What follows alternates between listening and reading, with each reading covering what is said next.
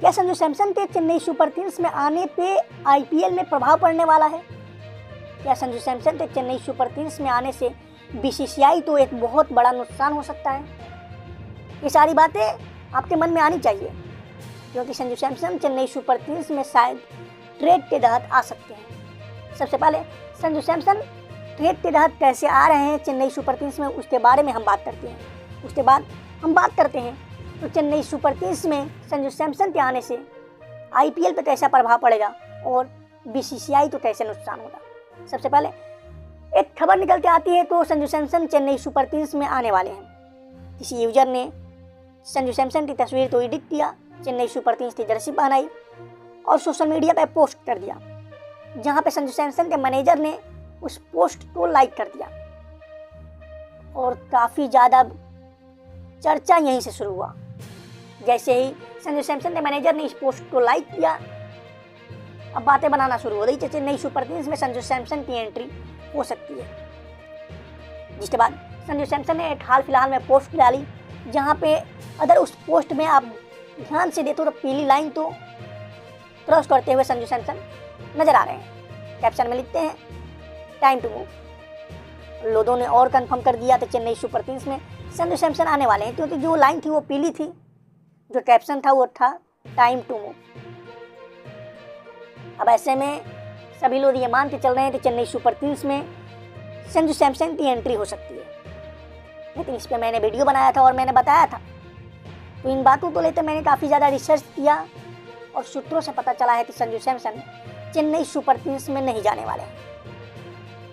अगर आपकी माने तो अगर चेन्नई सुपर किंग्स में संजू सैमसन जाते हैं तो आईपीएल तो और बीसीसीआई तो क्या हो सकता है। दरअसल हम आपकी जानकारी के लिए बता दें कि जैसे संजू सैमसन अगर चेन्नई सुपर किंग्स में जाते हैं, जो कि जहां तक मुझे पता है ये पॉसिबल नहीं है, लेकिन फिर भी अगर हम मानते चलें तो संजू सैमसन चेन्नई सुपर किंग्स में जाते हैं तो सबसे पहले जो आईपीएल पे परिवर्तन होगा वो सबसे बड़ा परिवर्तन व्यूज को लेकर होगा। काफ़ी ज़्यादा व्यूज एमएस धोनी की वजह से कम हो सकती है, जिसके बाद बीसीसीआई तो एक बड़ा अमाउंट का नुकसान उठाना पड़ सकता है, क्योंकि एमएस धोनी संजू सैमसन के आते ही चेन्नई सुपर किंग्स को अलविदा कर देंगे। जस्ट इमेजिन अगर संजू सैमसन आईपीएल 2026 में चेन्नई सुपर किंग्स की तरफ से खेलते हुए आते हैं तो फिर आईपीएल 2025 जो था वो एमएस धोनी के लिए लास्ट आईपीएल होगा, क्योंकि आईपीएल 2026 में एमएस धोनी नज़र नहीं आने वाले हैं।